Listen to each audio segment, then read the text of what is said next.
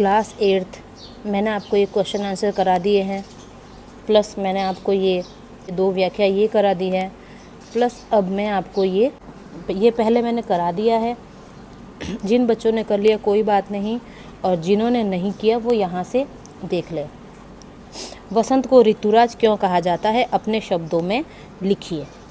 वसंत को ऋतुराज कहा जाता है क्योंकि यह सभी ऋतुओं का राजा है। इस ऋतु में प्रकृति पूरे यौवन रूप में होती है। इस ऋतु के आने पर सर्दी कम हो जाती है। इस समय पंचतत्व अपना प्रकोप छोड़कर सुहावने रूप में प्रकट होते हैं। पंचतत्व मतलब जैसे धरती, वायु, आकाश, है ना, अग्नि, ये सारे के सारे पंचतत्व कहलाते हैं। तो ये अपने सारे प्रकोप छोड़ करके, यानी अपने बुरे प्रभाव छोड़ करके, जैसे धूप होती है कितनी तेज़ तपती धूप देते हैं, वायु बहुत तेज़, आंधी तूफान आना, ये मतलब ये सारे प्रकोप नहीं करती है, ये अपना सुहावना रूप ले आते हैं। मतलब ठंडी ठंडी हवा चलती है, सूरज भी मंद मंद रहता है ना, शीतल जल होता है, ऐसे करके। पंचतत्व जल, वायु, धरती, आकाश और अग्नि सभी अपना मोहक रूप दिखाते, बहुत सुंदर रूप दिखाते हैं। पेड़ों में नए पत्ते आने लगते हैं। आम बेरों से लद जाते हैं। बेरों मतलब जो कैरी होती है ना, छोटी छोटी कच्ची कैरियाँ, उनको बोलते हैं। और खेत सरसों के फूलों से भरे पीले दिखाई देते हैं। सारे खेत में सरसों के फूल खिलते हैं। सरसों के फूल कैसे होते हैं, पीले पीले कलर के, तो पीला पीला पूरा खेत दिखाई देता है।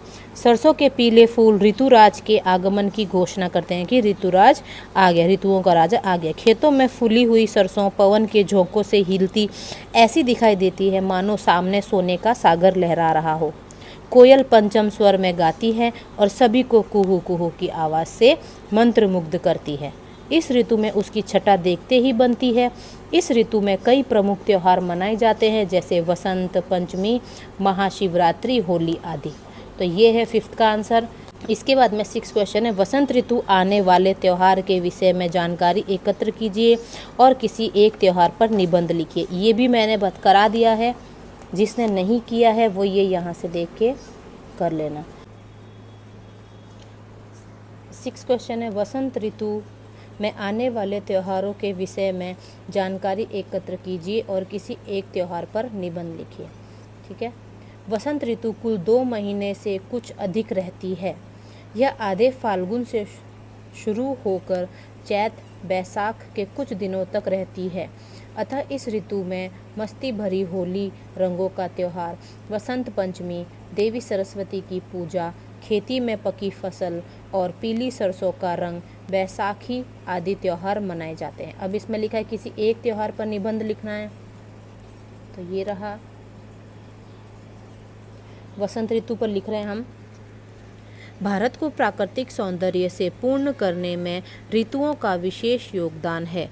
यहाँ की ऋतुओं में वसंत ऋतु सबसे प्रमुख है। यह फाल्गुन व चैत में शुरू होती है। चारों ओर उल्लास और आनंद का वातावरण होता है। उत्तर भारत में, बंगाल में देवी सरस्वती की पूजा की जाती है। पीले वस्त्र पहनते हैं, पीला पकवान बनाया जाता है, सारे खाने के आइटम पीले बनाए जाते हैं, क्योंकि सरसों की पीली फसल लहलहा उठती है। सारे खेत में सरसों, पीले रंग की सरसों की फसल लहलहा उठती है। मानो धरती, ऐसा लगता है कि धरती ने पीली चादर ओढ़ ली है।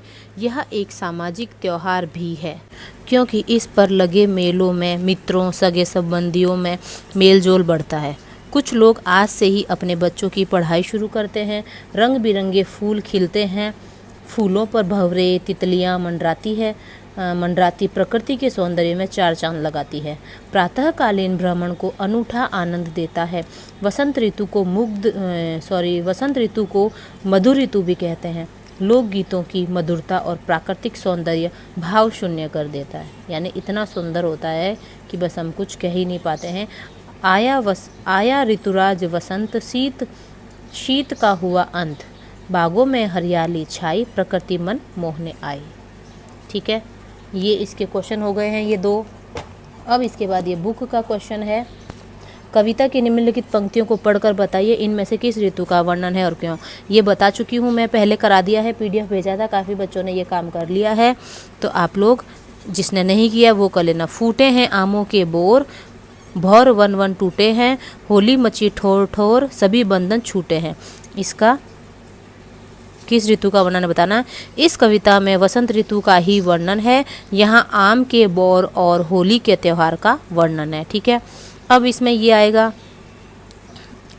स्वप्न भरे कोमल हाथों को अलसाई कलियों पर फेरते हुए कवि कलियों को प्रभात के आने का संदेश देता है, उन्हें जगाना चाहता है और खुशी खुशी अपने जीवन के अमृत से सींचकर उन्हें हरा भरा करना चाहता है। अपने आसपास अथवा घर में उगाए गए फूलों पौधों के लिए आप क्या क्या करना चाहेंगे, संक्षेप में लिखिए। तो अब इसमें ये पहले करा दिया है, हम फूलों पौधों को अधिक संख्या में उगाएंगे, उनकी देखभाल करेंगे और समय समय पर खाद पानी की सिंचाई आदि व्यवस्था करेंगे। फूल पौधों को जंगली जानवर और बेकार तोड़ने वालों से बचाएंगे, यानी जो लोग बिना मतलब के फूल पौधों को तोड़ते हैं उनसे हम उनको बचाएंगे। ये अपने कवि अपने कविता के कल्पना, ये ना छोड़ देना बेटा, थर्ड वाला। ठीक है, अब ये है भाषा बोध का है क्वेश्चन। कविता में हरे हरे पुष्प पुष्प अभी अभी में एक शब्द की ही अर्थ में पुनरावृत्ति हुई है। ऐसे वाक्य लिखिए जिनमें एक ही शब्द पुनरावृत्ति हुई हो। मतलब पहले वाला जो बुक थी, मतलब पहले वाला जो PDF था, उसमें मैंने कुछ शब्द दे रखे थे उन्होंने पुनरावृत्ति वाले, उसमें आपको सेंटेंस बनाने थे, है ना। इसमें शब्द नहीं दे रखे हैं, तो देखो वही सेंटेंस तो वही है, लेकिन अपन इसको इसमें भी लिख रहे हैं। वो कर लिया जिन्होंने, कोई बात नहीं। जो पहले वाला, इसका थोड़ा सा क्वेश्चन चेंज है, उसमें क्या करते हैं उन्होंने शब्द दे रखे थे, तो उस शब्द से हमने वाक्य बनाए थे। तो सेम क्वेश्चन सेम ही है, वही चीज़ वही है, लेकिन उसमें वाक्य उसमें शब्द दे रखे थे, इसमें शब्द नहीं दे रखे। सेंटेंस भी वही है, उदाहरण भी वही है। पहला उदाहरण है, बातों बातों में हम दोनों ने रास्ता पार कर लिया। अब इस बातों बातों को अंडरलाइन कर लेना। सेकंड है, मुझे रह रह कर अपनी स्वर्गवासी दादी की याद आ रही है। ये रह रह कर, ठीक है, ये पुनरावृत्ति हो गई, इसको अंडरलाइन कर देना। थर्ड वाला, सोनू तुम अपने घर से लाल लाल टमाटर लेकर आओ, तो ये लाल लाल अंडरलाइन कर लेना। मेरी दीदी सुबह सुबह योग तथा कसरत करती है, तो सुबह सुबह को अंडरलाइन कर देना। ये दो और हैं। पांचवा वाला, चोर रातों रात घर का सामान लेकर चंपत हो गए, तो रातों रात को अंडरलाइन कर देना। 6 वाला, तुम घड़ी घड़ी दरवाजे पर क्यों देखते हो, तो घड़ी घड़ी मतलब बार बार। ठीक है, तो बेटा ये क्वेश्चन आंसर फर्स्ट के कंप्लीट हो गया, ये चैप्टर कंप्लीट हो गया है। फर्स्ट वाला क्वेश्चन आंसर वगैरह सब करा दिए हैं मैंने।